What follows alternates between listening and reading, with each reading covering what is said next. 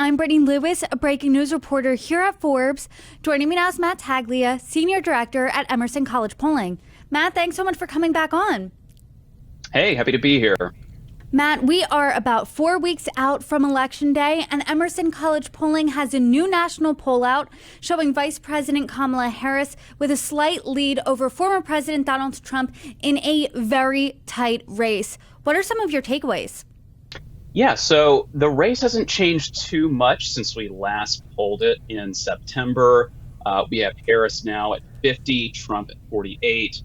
Previously, we had Harris at 49 and Trump at 47.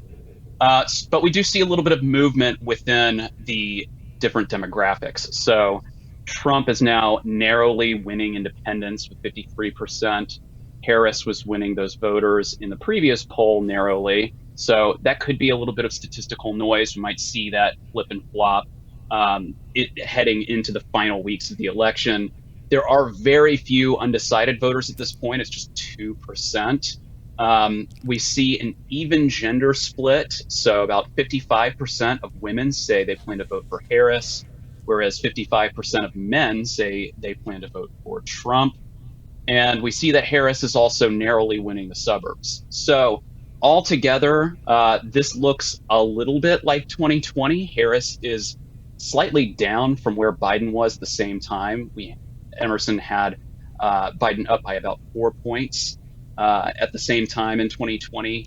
So, I do expect that, she will hit roughly that mark, but she might come up a little bit short from where Biden was in 2020 on Election Day.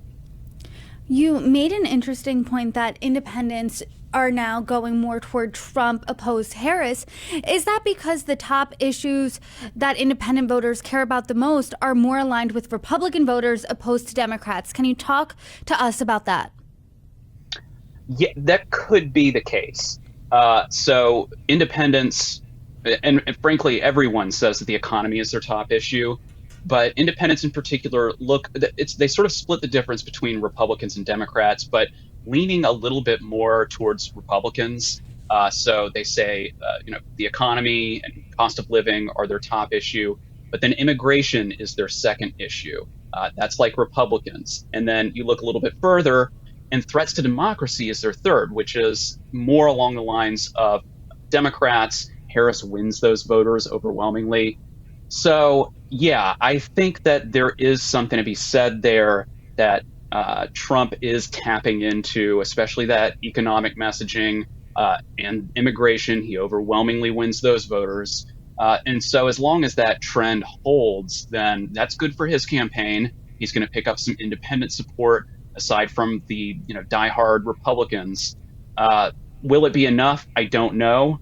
But for right now, that's what I would want to see if I'm the Trump campaign.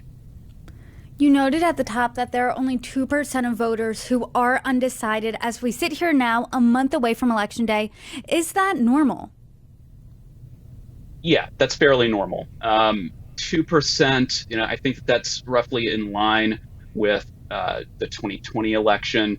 We would typically expect to see that undecided number somewhere between, say, 2 and 5% at this point.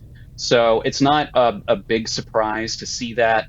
I think what's difficult in having such a low undecided factor is that's not a lot of folks in the poll. So that's a huge margin of error. We can't say too much about them now. Whereas previously, when we had President Biden at the top of the ticket, especially, there was a double-digit undecided number. And so we had a lot more to say about them at that point. I doubt that the campaigns have much more to go by than we do on these undecided voters, but they are out there. They're going to matter, especially in these swing states, and we'll get into that probably next week.